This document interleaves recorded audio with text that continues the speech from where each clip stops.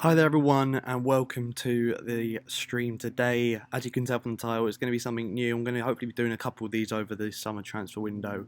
It's going to be some Palace-based transfer stuff, a bit of a spoiler there. You can see one of the players we're going to talk about in a minute.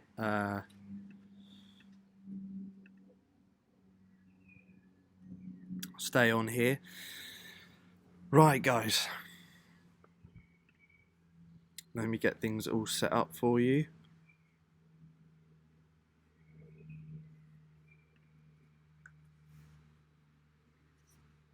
Hope you've all been doing well. Now, going to have some players to talk about in just a moment. We're going to get some people to come in here. Of course, got questions that we can talk about down below. You guys can drop in your questions if you've got any Palace-based stuff, questions in general, or any transfer rumours you want to talk about. Seeing as it is a transfer stream, of course. Yeah, put anything you want to talk about down below. You can also tweet me as well. Red and blue site. It's along the ticker at the bottom if you need it. And yeah, we'll get started in just a moment. We'll try and get some people to come in and see how things are going. Hello, Q Bromley at my desk working. Looking forward to the stream. Love that, mate. Let me just get some of the... Just flicking through Twitter to see some of the questions that we got. I think they're all most of the questions that I've got from Twitter, etc., are pretty much the same thing or referring to the same thing. So that kind of makes it easier for me.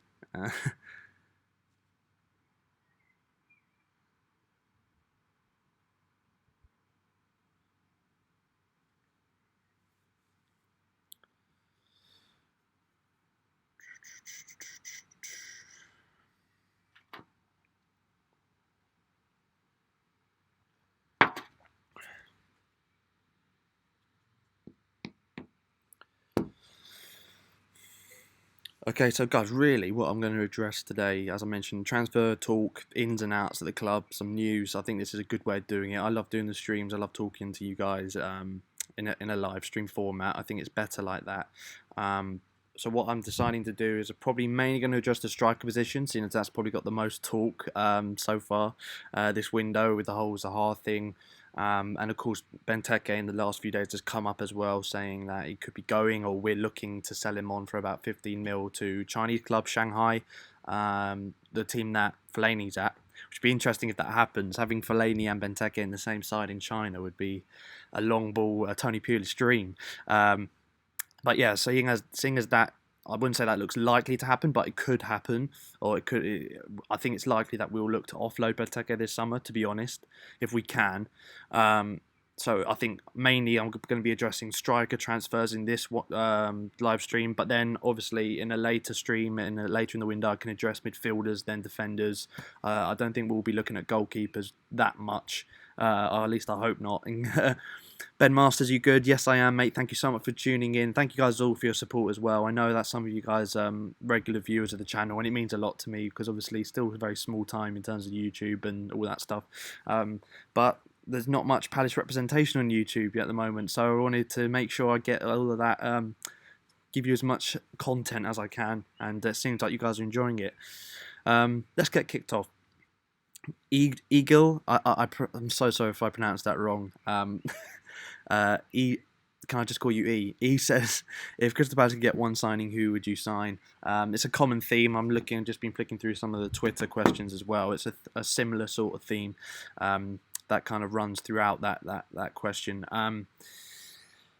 If I could sign one player, I think we need a striker. If I could have one player, it's going to be quite boring, but I'd probably just go back to Hawaii. If we could get him in, I'd love that on a permanent. He'd be one of the better quality players at the club for sure. I think this season alone, in the half season we've had with him, you can see maybe his goal tally isn't as high as some people thought, but then again, you've got to realise we're Crystal Palace at the end of the day, and the quality around him isn't the same as that at Chelsea. That's fair to say, totally. But with him, you can tell the movement is better than any of the other strikers we have. His goals against Bromley, last game of the season against Bromley, his goal against Burnley away, his last game of the season, the goal he scored against Bournemouth, where he one of his goals, his second one, where he was like a poacher's finish, ran in and got on the end of a cross. Those sort of finishes we don't really see too often at Palace. Those sort of players who make fantastic runs in behind, or bent runs, beating the offside trap, etc., getting into those good areas and then being hit with the ball and him being there at the right time. I don't really think we have enough of that. So Batshuayi there stands out amongst the rest of the strikers we've had, definitely in the last half of the season for sure. Afternoon, Bromley. Welbeck as a free, says Aidan Russell. One of the strikers that I was going to think about putting into this transfer video, but decided to take out. Main reason for that, I think Welbeck on a free would be, if it's a free, then you can't go wrong really. I bet his wages are going to be quite a lot, and I think the whole point of us potentially looking to offload Benteke is to reduce those wages. And I do feel that Connor Wickham, his contract extension, I feel like he had his pay went down, got a pay cut on his new contract. So I do think we're looking at the wage budget for sure. So that's the only concern with Welbeck, but also he's injury prone as well, and we've got a history of having very injury prone players, and it's frustrating. So maybe want to steer away from that. But on his day, if it works, if he's fit, Welbeck could be a good option for sure. Would you want Mitchie to come back? Yes, idiotic. As I just said, I think he's probably the most intelligent striker we had in the second half of last season. The runs he makes, the shots that he takes, I think he's one of a kind, really. And it's very rare that you get that sort of striker at Palace as well. So if we could have any chance of keeping him, then I would definitely take that. Q Bromley, loved your best 5 videos. Thank you, mate. That took a while to edit. It took a long time to put together, actually. But it was great looking through the old vlogs of the season and just realising, yeah, it maybe was a bit of a lacklustre season for some people. But on the other side, we had some fantastic moments this season, as we do every season. And that's why I love the club so much. Mitchie back, Benteke gone, says Al Malone. Hello everyone, by the way. Thank you. There's a lot of viewers coming in, 18 at the moment, all racking in. I appreciate that. Phillip Neville fan. Fingers crossed for the women's side at the World Cup as well, guys. I'll be tuning into that for sure. I might be doing something on that too if I can. But yeah, big up the Lionesses in France coming up. But Phil Neville fan, hello, by the way, my name is Brad, but you can call me Philip if you want. Most people do. I'm going to carry on calling you Phil. Brad, thanks for coming tuning in. Oscar Nicholson, imagine Vardy at Palace. Oscar, well, he's an absolute pain in the arse to deal with, and I definitely love him at Palace. He'd never leave. I think he's staying at Leicester now for the rest of his career, I feel. I don't think he'll make another move. He had his chance to go to Arsenal, didn't he, after that title-winning season? But I think that ship sailed now. I think he's going to play out the rest of his career at Leicester, and he is a fantastic player for them. Proper shithouse player, and excuse my language, but that sums him up perfectly, and I think that's why he'd fit in really well at Palace. Oscar Nicholson, one player I'd love at Palace is Lookman. Think he's a great player. Let's just keep doing this. I'm going to keep reading some of your comments on the chat. Why not? I'm going to keep flicking through them, and then I'll get into what I planned for this stream in just a moment. But let's carry on with this. I like that, Oscar. Yeah, Lookman, I think was fantastic. Suits the standard of the ground. I think it all depends. I think we do need a winger for sure. Striker is priority for me. One striker, and I think a winger as a backup winger.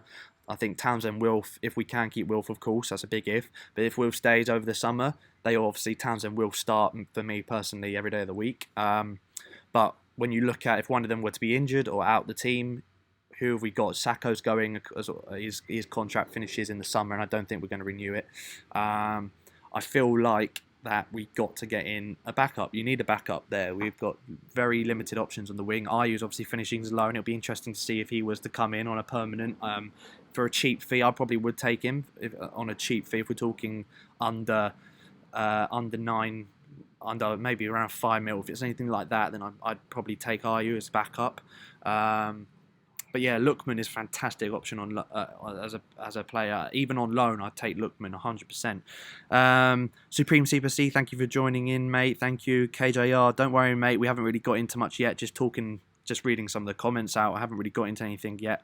Anders, Duvan Zapata, I have done a bit on Zapata here coming up in a minute, so I will be coming on to that. I basically am going to be addressing 3 of the main of my personal top 3 transfer targets for the striker position, and in later streams I'm going to be doing my top 3 wingers, top 3 midfielders, top 3 defenders. So that's my thought process behind these Palace transfer streams. So this is the first one, and we're going to be doing strikers today. So I will be getting into this, Anders. bit of a spoiler there, so I will be touching that in a minute. Going to just be reading through the first 5 or so minutes. Another 5 minutes, I'll flick through some more of these comments before I get into the first striker. Then I'm going to, in between each striker, I'm going to come back to questions and Twitter questions, things like that. And hopefully we have a good hour or so just chatting Palace, which I love doing. I could do this all day. Phillip Neville fan again. Harry Wilson. I think he was going to be a lot of money. I think if Derby go up, I don't think he'll leave Derby. I think he'd stay there. Their project, and for Lampard being there, if they go up, that's huge, obviously for them. And I think he's all the players there. You can tell against Leeds, they're very much bought into the project at Derby, and they're very much supporters of Lampard, and I think love playing there. So I think it's going to be very, very hard if they go up. If we to take Wilson out of that group. Plus, I think there'll be clubs higher up also looking at him potentially, depending on how well he does in the final as well. But yeah, he's definitely a player that attracts for me. I think we're looking for more of a rotation player, someone who's a backup to Will Fernandez, personally. But let me know your thoughts. Do you want to keep or sell Sorloth? Good question, E. I think that 100% keep Sorloth. He's had a fantastic loan. Again, he's been banging them in. I can't remember his goal tally off the top of my head on his loan spell, but he scored some big goals for them.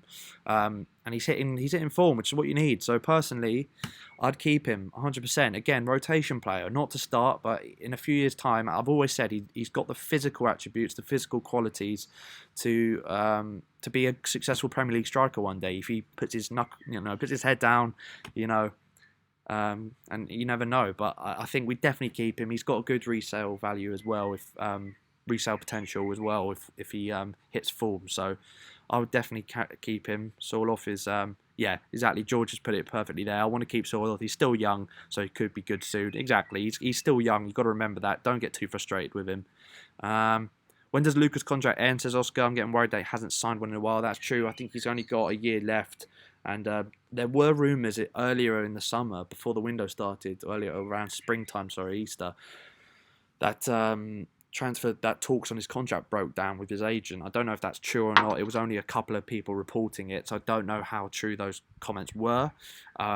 Fingers crossed we can. I don't think he would go anywhere unless someone comes in with a bid. Again, it all depends on what other clubs do. I think he stays with us forever until a bid comes in. We're never going to release him or sell him. He's been one of our most influential players in the last season. Jamie James, mate. Go and check him out as well, guys. Subscribe to Jamie James, Everton fan. Another Everton vlogger as well for 90 Min. Obviously, I'm the Palace vlogger for 90 Min as well. And subscribe to 90 Min as well if you haven't already. But good to see you, mate. Loan would be a good option for Look. I think he's addressing Lookman here. Needs the game time to progress if he can't get ahead of Richarlison, Bernard, etc. And Zaha when he joins Everton. I'm sorry, mate. Jamie James, mate. He's never joined. I'm sorry, Zaha's never going to Everton. And that's nothing against Everton, and it's no diss to Everton at all. They're a great club, but he will be going to a top 4 club if he leaves Palace. Or to the equivalent abroad. He won't go to Everton, because if you look at it, Everton finished 5 points ahead of Palace last season. I know it's Everton. I know they're a bigger club, bigger project going on there, and there's more attraction to Everton than Palace. But 5 point difference. Why would he go to a team that finished 5 points difference when next season, I don't know how big the gap will be. I'm sure Everton will probably finish above us, but I think he'll be looking to go to a European club, a club that's in Europe right now, which Everton can't offer him if he does go. Inverted commas. Phillip Neville, good question. Best game as a Palace fan ever. I'll do a couple more questions and I'll get started. Best game as a Palace fan ever. Well, for me, it's got to be the playoff final against Watford. It's got to be up there. Seeing your team at Wembley, winning at Wembley is quite rare. You don't see that every day. Best and worst game was the FA Cup final. The best moment, that moment punching shot hit the back of the net. I've never celebrated as much as a Palace fan in my life. I've never had that feeling of a goal, going in thinking we could win a major trophy. Palace could win a trophy. I started tearing up. It all got very emotional. That feeling of, oh my God, we could win an FA Cup. Wasn't to be in the end, but that was just an amazing moment in terms of a release of emotion. And it makes me more emotional thinking about it now. I know I'm a bit of a soppy guy when it comes to that, but it was emotional and it meant a lot to me. I just loved that. It was just an amazing moment. Hi, Brett. Welcome to the stream, mate. Palace fans, keep it coming, boys. Phil Neville, thank you, mate, for subbing to Jamie James. Right, let's get into it, guys. Enough mucking about. I do need to change one thing because the font I used in OBS seems to have buggered up, I think is a technical term, for the next players that I'm about to show you. So I apologise. I'll delete the font. But we're going to start off here with my first player. Let's remove this. Cool. There we go. So first player, spoilers there if you don't know who he is. Duvan Zapata, mentioned earlier in the stream. So I'll just address this one more time, guys. I will be talking about my 3 top transfer targets for each position, or not, each area in the pitch, in multiple different live streams. So this is the first stream I'm doing for this Palace transfer series, if you like. I'll be addressing my top 3 transfer targets for Palace for the striker position, and then my next stream, I don't know, maybe a week's time, I'm guessing, maybe do it weekly, that'd be cool. I'll be doing wingers, then midfielders, then defenders. I won't be doing goalkeepers because I don't think we need to address that area at all this summer. So let's get started, and then in between each striker I'm going to be taking more questions, and hopefully that should split up the time nicely. Right. Dan Delaney, yes, he's a striker. So yeah, I'll be doing 3 strikers, guys, today. My top 3 transfer targets at striker position. First one, as you can tell here, Duvan Zapata. Currently playing, he played last season on loan at Atalanta in Serie A. He is a player for Sampdoria, and Tommy at 90 Min is a Sampdoria fan. I don't know if he'll be watching this at any point, but he could probably tell you guys a bit more about it on Twitter as well. Tommy Mila, I can't remember his Twitter handle, but yeah, that's how I've got most of the information off of him from Tommy. But I've got some of the stats here for you guys. Reason I think he'd be a good fit. This is also dependent on if we don't bring in another striker who I'll be coming on to in a minute. He scores goals. That's the best way to put it. Atalanta, first of all, Atalanta got to the final. I believe it was the Coppa Italia they got to the final of just a few weeks ago, playing Lazio. Excuse me. And fair play to them for that. To get to a final in Italy, I think when you realise who Atalanta have above them, they've got Juve, of course, who win everything really. AC Milan, Inter Milan, Napoli, Roma, probably Lazio as well, who they played in the final and did unfortunately lose to for them.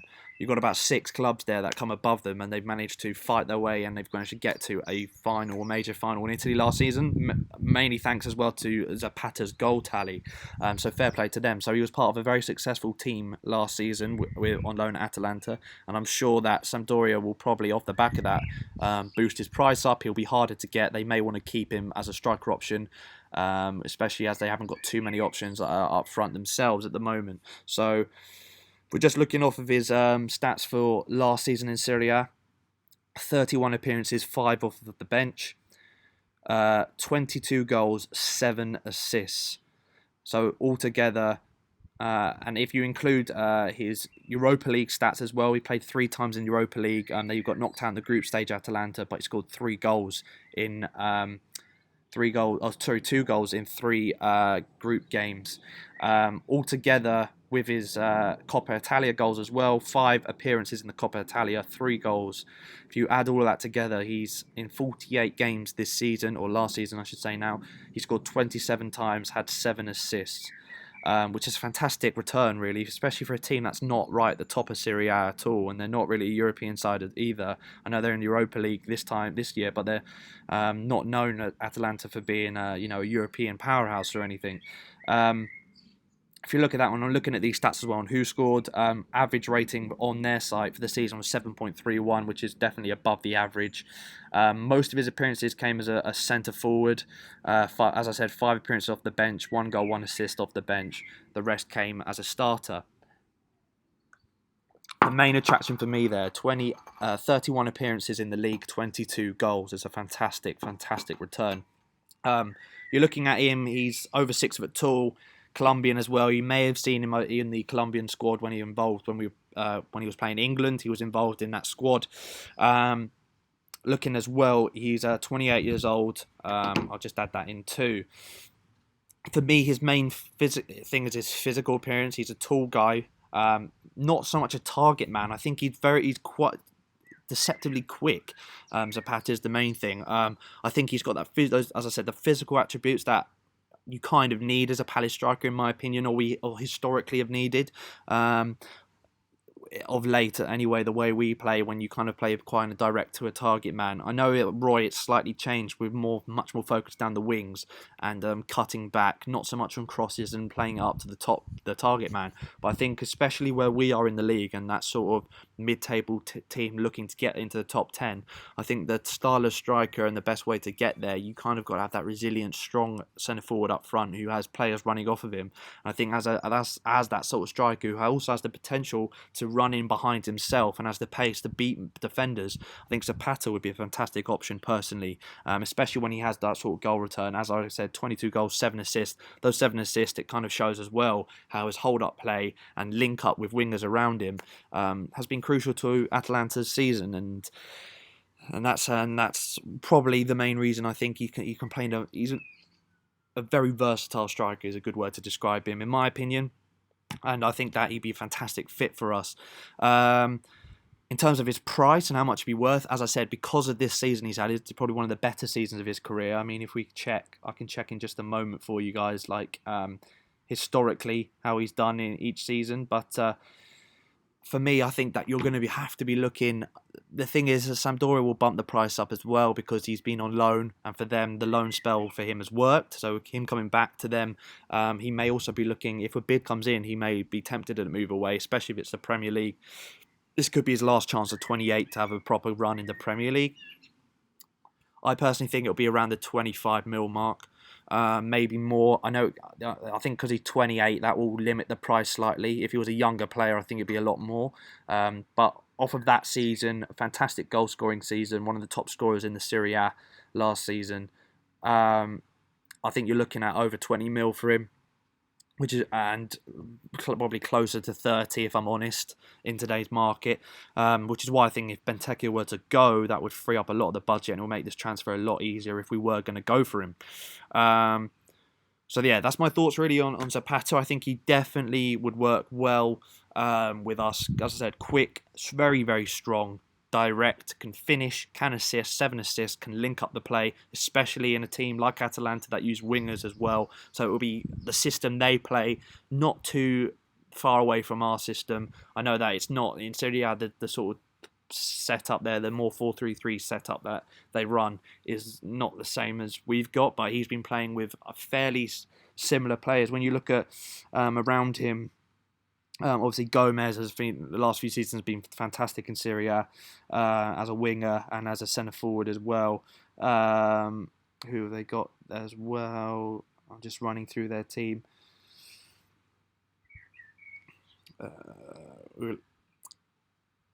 Ilicic as well on the wings. That's a great one there. But you're looking there, those players are not that too far away. If not, then I wouldn't say they're that much better than Zaha or Townsend. So it's like similar sort of quality players around him as well. I just think it'd be a good fit. And we're an aspiring club. We've got a lot of ambition to try and hit that top 10, maybe break into 7th if we were very lucky.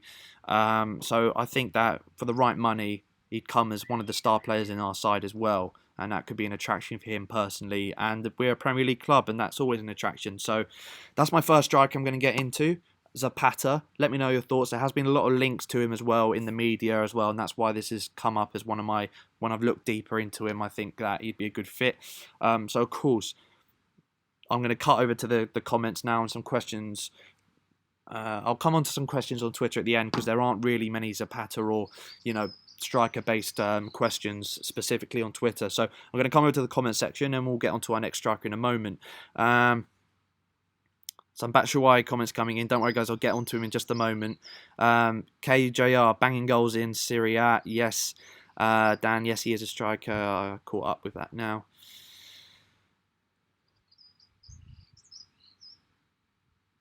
Zapata is tall and strong. Ryan, Zapata isn't that quick, To be honest, I think that for his size and strength, I think he's quite quick. I don't think he's quick as in like Vardy quick or anything like that. He's not that quick in the sense of the word. But I do think for his size and his strength and his physicality, I think he moves very well as a striker.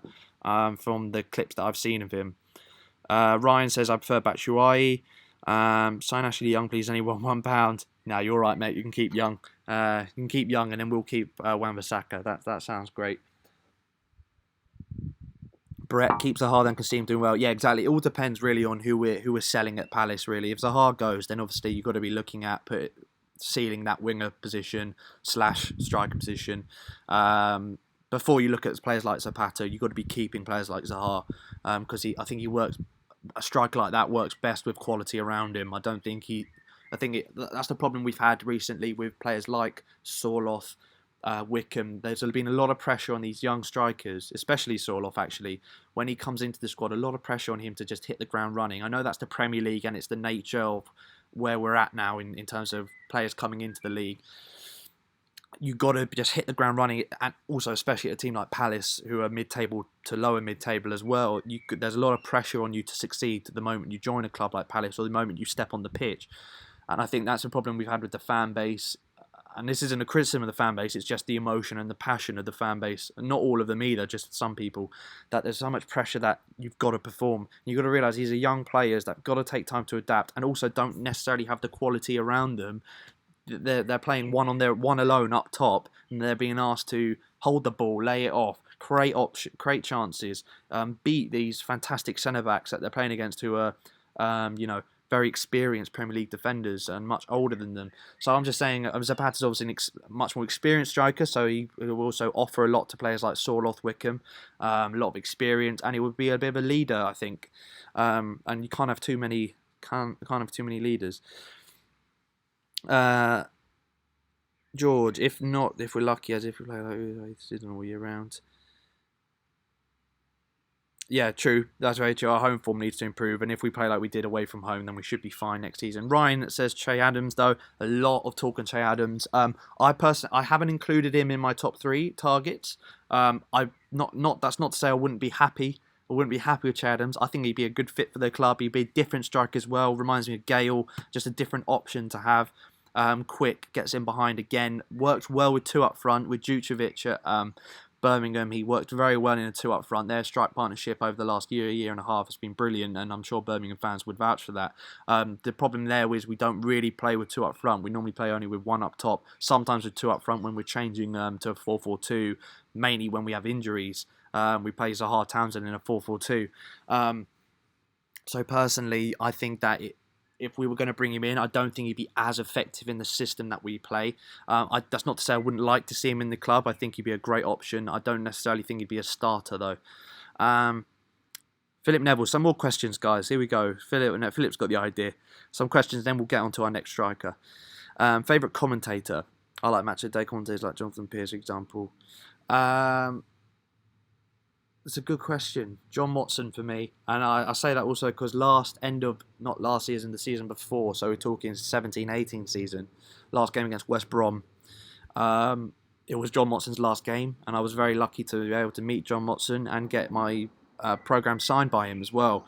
So a bit of an amazing moment that actually. So a bit of history there. So John Watson signing the last ever programme of his last ever game he's commentated on for the BBC. I just like, he's the voice of football, isn't he, John Watson? Who will win the playoffs, Villa or Derby? For me, I think it'll be Villa. I think they'll have too much on the day, but I think everyone will be trying to. I think everyone's kind of got behind Derby because of the Frank Lampard and just the.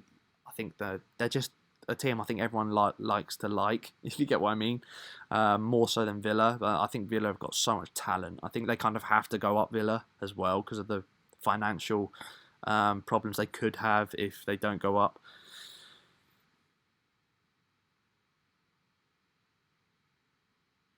Jeremy James, Trey Adams is coming to Everton. It's just everyone going to Everton, James. Everyone's going to Everton. Jednak in the Premier again, yeah, random gamer. There's a great Jedi.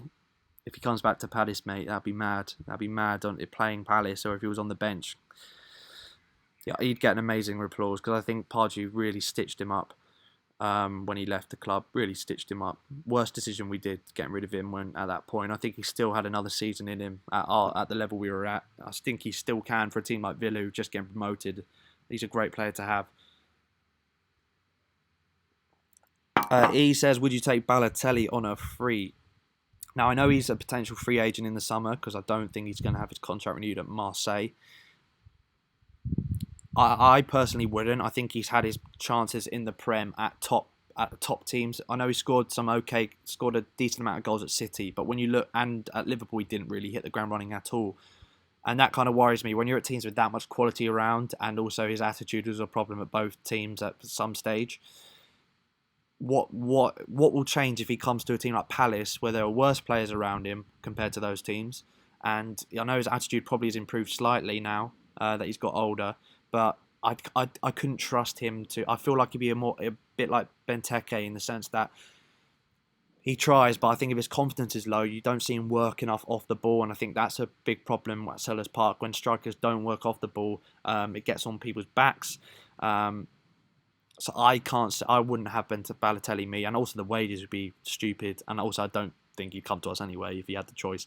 Hippie 420, the team is awesome at the Mo. Get Batshuayi and keeps a high now, and Basaka, I'd be happy. We have some good academy players coming through. Absolutely agree. Academy's in a really good spot right now. The under 15s, no, under 15s or under 14s when they won the Floodlight Cup, beating Wigan in the final 3-2. That's silverware for the academy, and that's the first time in a while we've had silverware in the academy. And I think when you look at the players coming through, you've got Nia Kirby coming back from Blackpool on loan, and he's an England World Cup winner at youth level.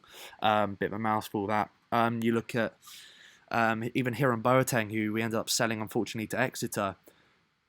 I think he has a lot of potential still, even now. I know he's hitting about 20 years old now, and he's getting on in terms of a young player's career. You'd expect someone of his age now to be trying to hit on to going up a gear. But I think he's fantastic. Boateng, we've got still players coming through now in the academy who I think will be breaking into the first team next season. They'll be trying to do a Wan-Bissaka. Wan-Bissaka's paved the way, and he's just been an inspiration for, I'm sure, most of the academy players. James says, which of the Mud Pride sides are you hoping to get to next season? Which would you want to go to? Oh, which teams would I want to go? All three of them. I think Sheffield United would be an amazing atmosphere. Not a game that I think would be easy by any stretch of the imagination. I could see. I've been to Norwich before, and we've had good wins at Norwich. So I'd probably go there as well. Not that I'd have that top of the list. And then Villa or Derby, either one of them. I've been to Derby once in the Championship. Never been to Villa though. Never been to Villa Park. So that would be something I'd love to do. Go there. Let me cut back here, and then we'll go on to our next strike in a minute. Would you get rid of Van Aanholt for another good left back? Personally, like PVA, says Ryan. I personally wouldn't. I'd definitely bring in a left back as a backup. We need someone to challenge Van Aanholt in that position because he's had it so easy last season, and we've seen his performances drop because he's not been challenged. He's had no one coming up, putting pressure on him in that position. So definitely need someone to be in training, putting the pressure on him to keep his performances up, and so he doesn't drop January, February time like he has done in the last couple of seasons actually. I will be getting on to defenders in a few weeks' time when we do the Palace transfer stream. Would you give Nia Kirby a run in the first team? I 100% would. Use the Wan-Bissaka philosophy. It's worked so well. What happened with Wan-Bissaka, I'd definitely give him a go. Maybe in I'm sure he'll be a part of pre-season out in Switzerland. Comment below as well, guys, if you're going to be involved in any of those Switzerland games, if you're going out there, or if you're going to be trying to, watch it in some way. That'll be interesting. Interesting pre-season tour. Interesting pre-season fixtures. Kind of a bit random because then we come back and we've got Berlin at home and an away to Bristol City. So some weird fixtures there for pre-season. But anyone going on a Swiss European tour? I'd like to know. Yeah, Boateng 24 now. Sorry, Ross got players mixed up there. But yeah, as I was saying, 24 now, you've got to be hitting those heights. So he's taken a bit of time, but I still think he's got quality, and he's the better player than I think no offense to Exeter, but he's better than Exeter in my opinion. I thought he had potential. He had a good appearance. Good appearance for who was it? Who did he play? Swansea a few years ago. He came off the bench and when we played Swansea in the league and made his debut, and he did okay.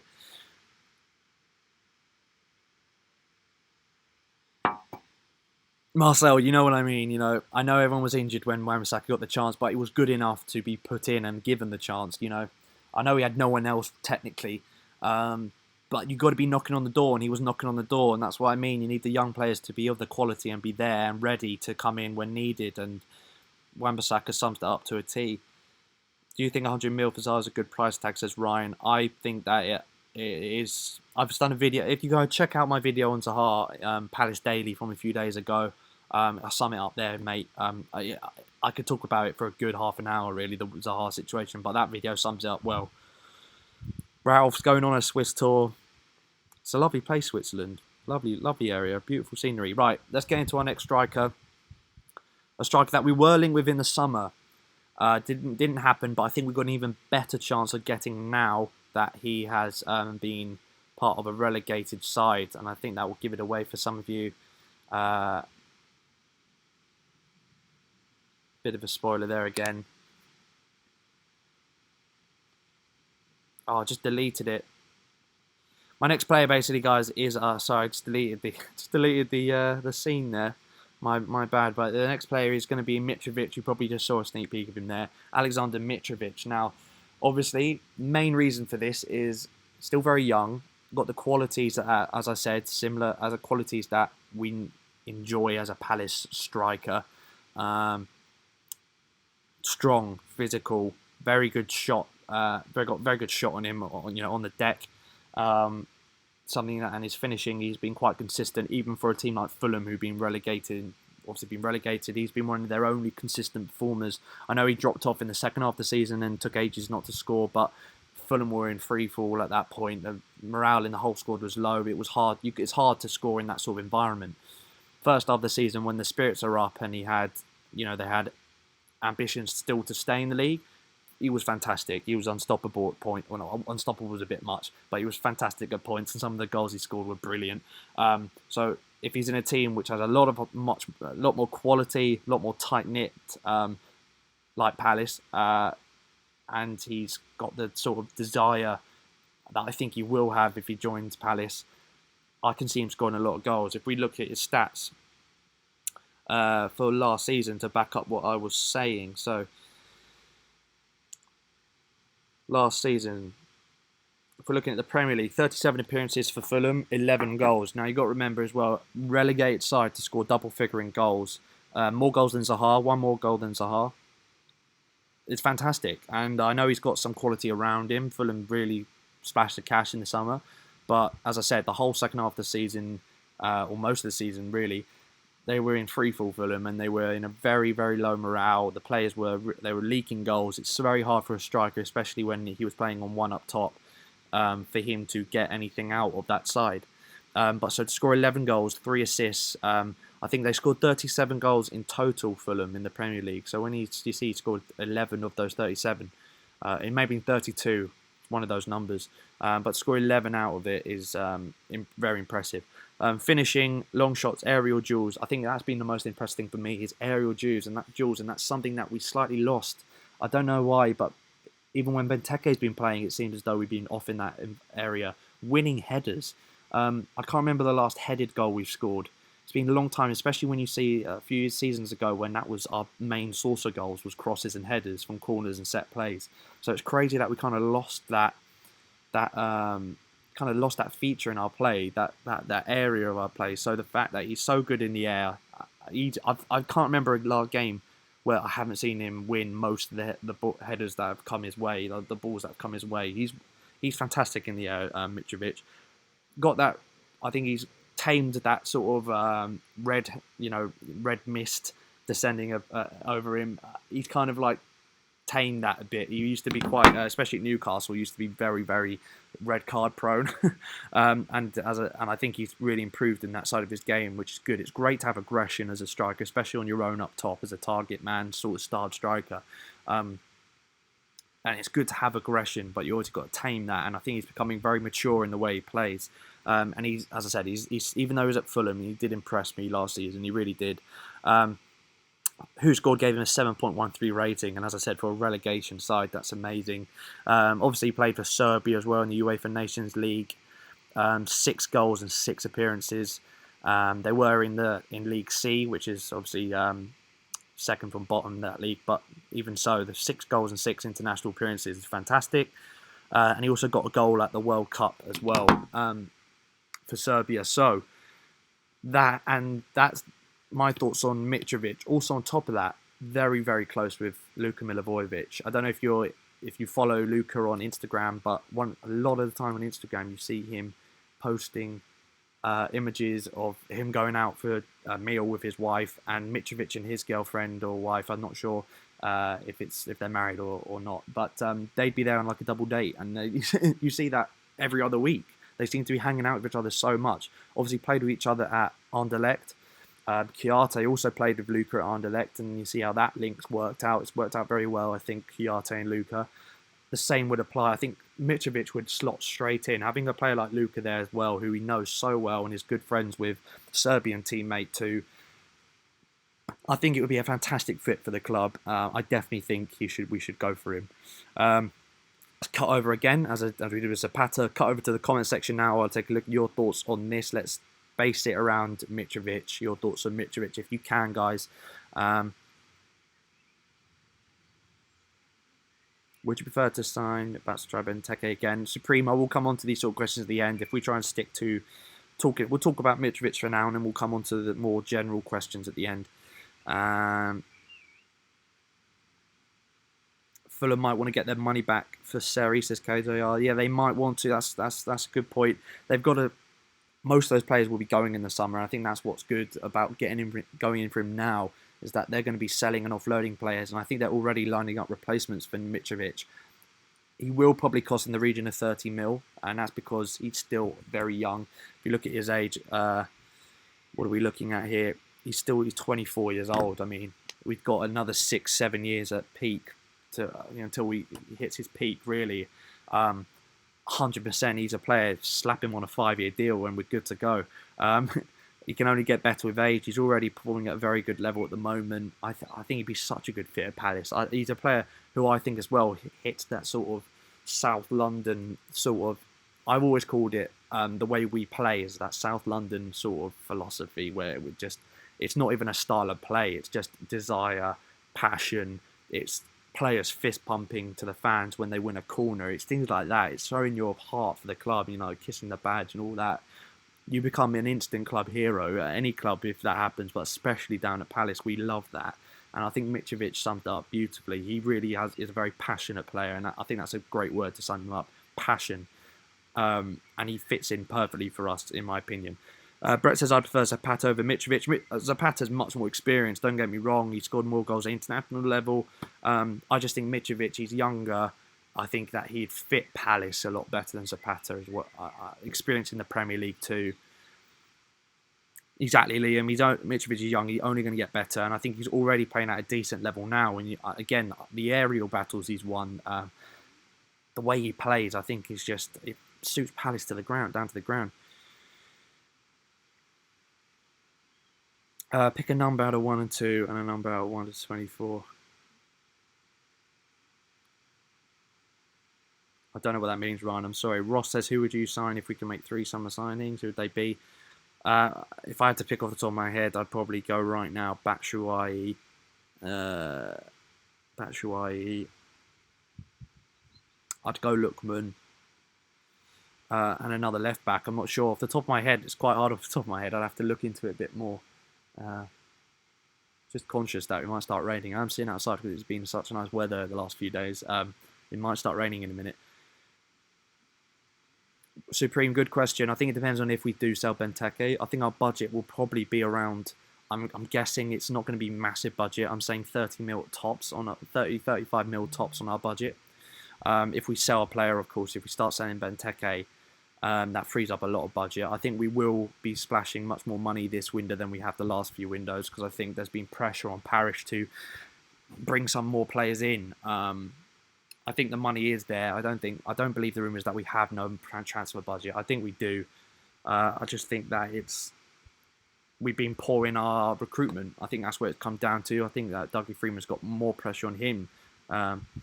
Great shout here, Liam, as well. Thoughts on Lucas Perry? Do you get him on a permanent with Jules gone? Absolutely. I think that's the main reason we bought him in was on loan, was the fact that it wouldn't be long until Sproney was going to come to an end at his time at Palace.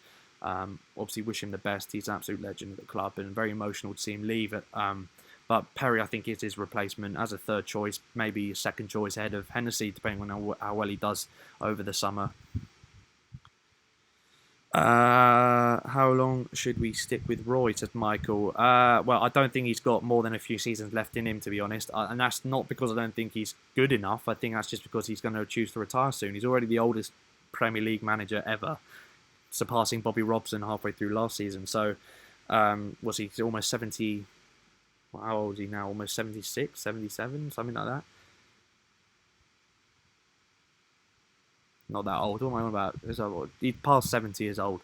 So I don't think he will want to. I'm not sure how long he will be at the top level, of management. Brett, how much would Mitro be worth? Exactly. I think that's a tough question as well. I think you've got to be looking. I think Fulham are going to be demanding to try and get their money back for him. Plus, because of the season he's had, one of their best players, probably their best player of last season, outside of Babel, was also very good. But I think that 25 plus mil, I think 25 mil would be a very, very good, generous offer for him. And I think that would be something Fulham would look at, and probably, if they don't accept, then a few more mil on top of that, they definitely would, in my opinion. I think that's the sort of region you're looking at. I think it's a very similar region for all the strikers that I've got here. 20 to 30 mil region will probably be enough to get him. Ryan Everest, if Zaha goes, you should get Alan Saint-Maxime, a player that I'm planning on including in my next transfer special. So it's interesting you brought that up. And in addition to Source FC, Wan-Bissaka going to go, says Billy. No, he's not going to go. He's going to stay at Palace, in my opinion. I don't think he's going to go. Zaha's more likely to go than Wan-Bissaka. Right, let's get into our final striker, guys, and then we'll wrap up with some more questions on here and from Twitter. Final striker, as you can probably tell, we've hinted to him throughout the stream. And here he is. It is, of course, Michy Batshuayi. I don't know, the font for some reason is messed up. I think I should pick a new font next time. Michy Batshuayi. You guys all know him, of course. You know how he's played this season. You've all been there. You've all watched him. So it's going to be a quicker one, this one. Let's just sum up his stats for the season he's had with us. Obviously, he had time in La Liga with Valencia, but we're going to stick to his time at Palace for last season specifically, because that was his time in the Prem.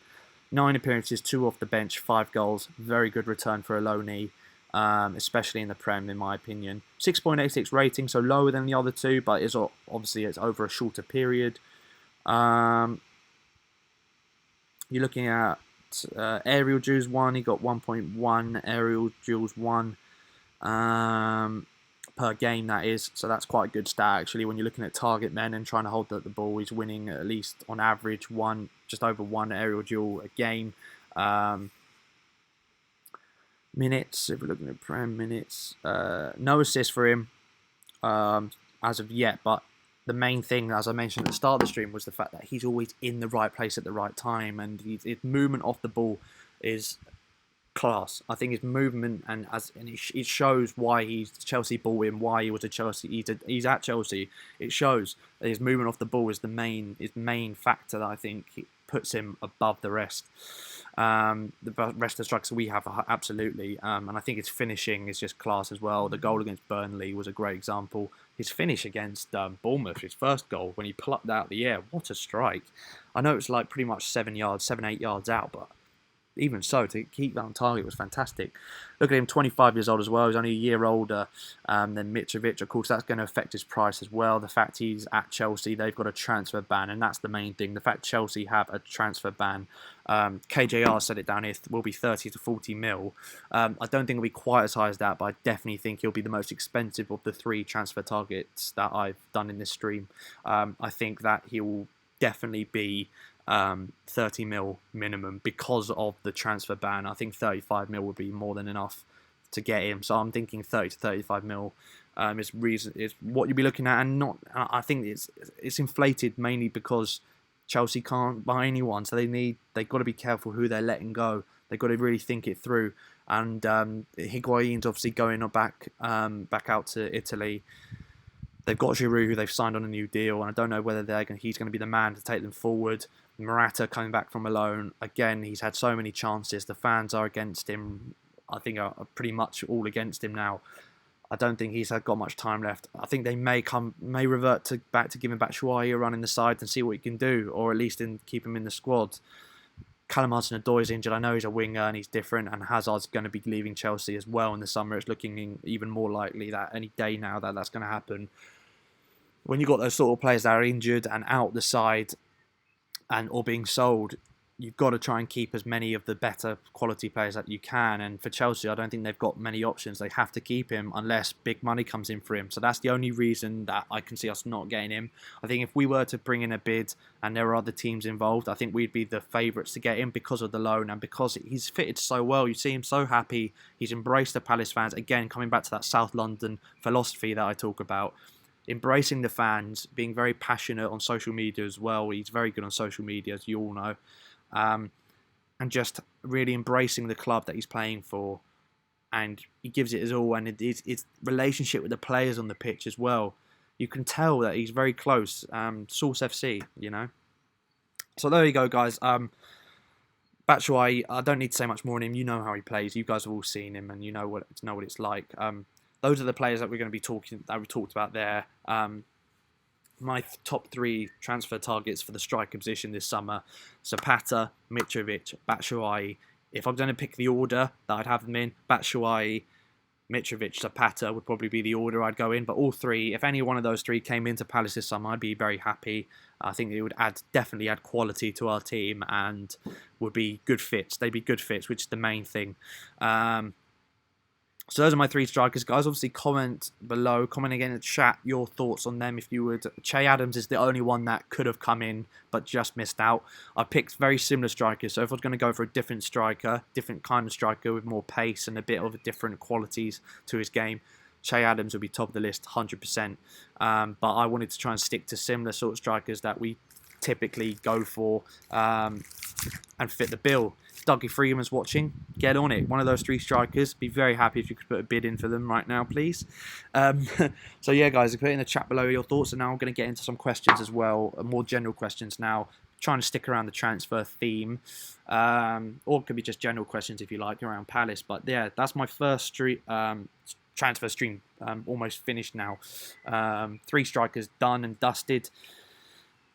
Next stream we'll be doing wingers. But yeah, let's get your questions in, guys, before we wrap up. I'll give it another 8 or so minutes. Around the hour mark, we'll wrap up. I'll just go on to Twitter. I'll answer a few of the questions on Twitter, you guys, because you guys, thank you so much for, again, thank you guys so much for the support in general. Well, we've got 23 viewers in here at the moment. It's great to see you guys on a Friday afternoon coming in and joining in with me here and just chatting Palace, chatting football. I really appreciate it. Josh McDonald in the chat, how much do you think Zaha will sell for? Realistically, if we were to sell him, it has to be 80 mil upwards because of how much he's worth to us. I've done a video on this in the past as well, mate. Literally a few days ago. Go and check it out. I addressed it in much more detail there, and I think it's, you know, I could ramble on about it for ages, Josh, but check out that video. Literally a few days ago, Palace Daily. I addressed Wan-Bissaka as well. Watch that, and I kind of sum up my thoughts on Zaha and his price in that. Anton, we've been linked with Klein. I have seen that as well. That's quite a new rumour coming out, and that's mainly, I think, if Wan-Bissaka were to go. If Wan-Bissaka were to stay, I don't see any reason us going for Klein. I think Ward's a great backup to have. But Klein, definitely Wan-Bissaka goes, I think would be fantastic if we could bring him back to the club in some way like that. Let me get into the questions. Some questions on Twitter. So if you guys are watching this at a later date, if you're in the stream now, or if you're watching this at a later date, then thank you guys. Thank you so much for your tweets, and most of you guys who are tweeting this have been regular followers and supporters of the channel. So I just really appreciate everything you've done in terms of support. Let's tee things off with Jordan CPFC says, which players would you like us to sign next season and why? I've addressed obviously 3 of the strikers here. I think that Maxime, obviously for Rennes, I think is a top player. that you've got to look at. Not Rennes, sorry. I can't remember the team off the top of my head. I've had a brain freeze there. There's a couple of players. Obviously, I'll come into them in more depth in later streams. So it's kind of hard to answer the question now off the top of my head. Gianni CPFC, at Gianni CPFC on Twitter. Of course, I follow these guys. Obviously, most of you, I assume, will be Palace fans on the stream. If you want to follow more Palace fans as well on Twitter, and you want to try and find some people to chat to, or etc., then follow these guys up. At Gianni CPFC says, if we sold Zaha and Wan-Bissaka, leaving us with 100 mil or more to spend, what would you do? Also, if you had to sell either Wilf or Wan-Bissaka, who would you rather sell? As again, the top one's very hard to say. What would you do with the money? I think you replace straight up. You'd get in a right back and a winger / striker with most of that money. I think most of the money going into the Zaha position, because you gotta try and get as close to a like for like replacement as you can. I don't think when Zaha eventually goes, whenever that will be, I don't think we'll ever truly replace him. He's in my opinion, the greatest player to ever wear the red and blue shirt for Palace, and that comes around once in, half a century or so. You rarely get that sort of player coming through the club or entering the club in such a short space of time. So I don't think we'll see for another decade or so someone come near the quality of Zaha at Palace. Who knows? If we get into Europa League and we start attracting high quality players, then I could be mistaken. But I can't see us ever truly replacing Zaha. I don't think I'll ever replacing Zaha. Just the player he is, how much of a South, just Crystal Palace through and through, local boy through the academy. He just is Mr. Palace, Mr. Crystal Palace. As is Speroni, he sums it up perfectly as well. The work off the pitch they do as well with the Palace for Life Foundation helping that, and you can't speak highly enough for Wilf on and off the pitch. So I don't think you can ever truly replace him, but in terms of quality, we can try and get as close to him as possible with that money. Also, if you'd had to sell either Wilf or Wan-Bissaka, who'd you rather? I think out of the two, I'd rather Wan-Bissaka was sold than Wilf. I think Wilf is more important to the team than Wan-Bissaka, even though I wouldn't want either of them to go by any means. I want both of them to stay, don't get me wrong. But if I had to sell one of them, it'd be Wan-Bissaka, because I think Wilf guarantees us survival in the Premier League, whilst with him out of the team, it then comes back into the balance. That's how big he is for the team. Twitter, any more Twitter questions? All the questions on Twitter pretty much were that question. Who goes, Wilf or Wan-Bissaka? So if any of you other guys had that question, then I apologise if I haven't shouted it out. But most of those questions were all addressing that. So I've kind of answered it there. So I'm not going to repeat myself. Ross, let's get back to the chat. Ross says, am I wrong or did I see something about Christian Teo from Real Betis being linked with Palace? He could be. I think he was linked a few years ago to us as well. I don't know if that's an old link just coming back up because the media, just transfer season, they're thinking, something to write. Oh, there's an old link. It could happen. Let's bring him back up. If Wilf stays and Andros stays, then Christian Teo would be a fantastic option again as a rotation, trying to challenge for a starting spot. I don't think he starts for us right now. I don't know whether he could challenge Townsend, but off the season Townsend's had, would you drop Townsend off the back of this last season? I wouldn't. So if you're looking at a winger now, right at this moment, it's got to be someone who's there as a backup, but has the ability to break into the first team, of course, and to push Townsend and Zaha, to be fair, all the way, even though Zaha's not going to get dropped for anyone. Brett says, any updates regarding the stadium construction? Now, so from what my understanding of it, it's still going ahead. The problem is planning. The planning permission, I think, is still some question marks over it, and getting the date done, the start date confirmed. I think they're hoping that it will either be the end of next season is the date they're hoping to kick things off. It's still very, very, there's a lot of fog and mist around it. There's a bit of been gone very, very quiet. Brett, as you mentioned, with any updates, there's been no updates for a long time, which has worried a few people, especially when you look at the transfer last few windows, how we haven't, the transfer budget doesn't seem to be there. We haven't really bought anyone, and it's been very low transfer budget we've had the last few windows. A lot of people put that down to because of the stadium and the money that is set aside for the stadium. But with that, with a stadium expansion, but with that not really having any news on that, or not really any signs of any updates on that, it makes us wonder, why is the transfer budget not there? I do think there is money to spend. Don't get me wrong, but I think it's because of the stadium that we've been reserved, because we don't want any.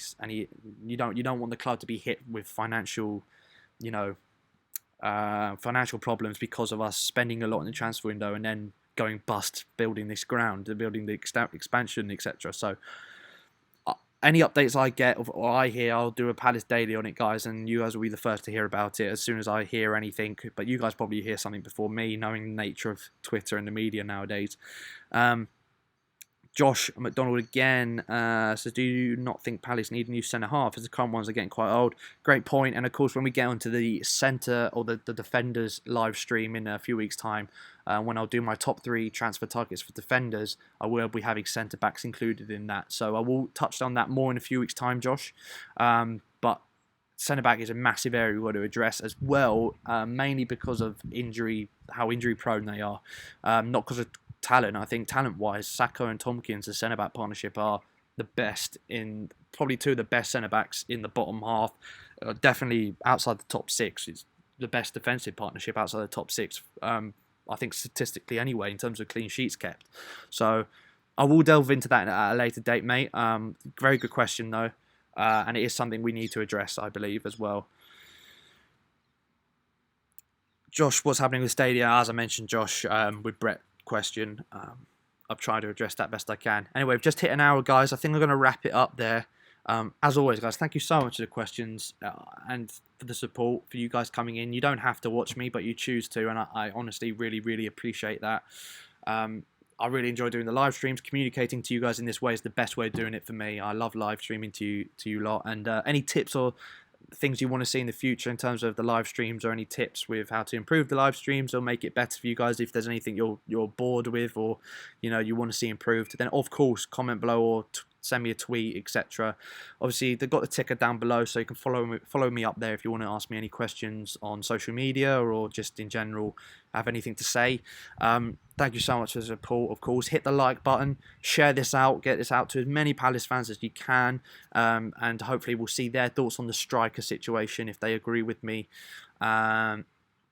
And yeah, I again, thank you so much for the support. I honestly, it means a lot to me. Ross, when will the next stream be? I'm hopefully going to be doing it this time next week, so Friday next week, hopefully. And then we'll try and do one each week until we go through, next week will be wingers, then we'll do midfielders, defenders, and that'll kind of finish it up. And then hopefully we'll be well into some... that'll be 3 or 4 weeks in to the transfer window, and hopefully we'll have a signing by then. So we'll have more to talk about than just targets. Cheers to the stream. I'm from Scotland. Oh mate, that's amazing that you're tuning in from Scotland. Thank you so much. Love the stream. Oh, it's great to hear you guys love it, man. It means a lot. It really does. But yeah, any other tips or tricks or anything like you want to see, let me know on social media. Thank you guys so much for watching. Like, share, subscribe. Really important you share. Really important you like. Really important you subscribe. Do all 3 if you haven't already. And yeah, really appreciate your support as always, guys. More Palace videos coming up in the future. But yeah, those are my top 3 transfer targets for the striker position this summer. In order: Batshuayi, Mitrovic, Zapata. Let me know your thoughts. Thank you guys for watching.